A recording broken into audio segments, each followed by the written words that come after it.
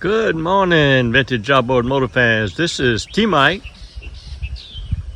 here on Toledo Bend Lake, making another video this morning. This morning video is on a lake test run on a Restore on a 1971 9.5 horsepower Evinrude for Steph.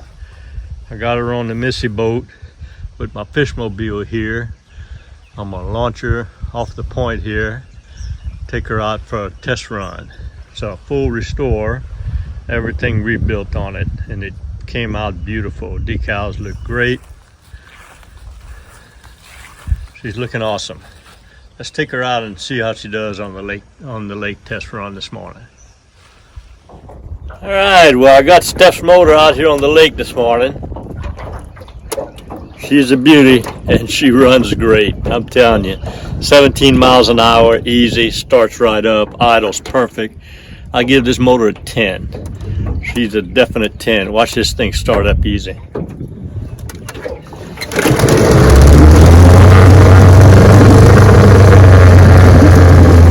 pull. Let's take her for a run, see how she does.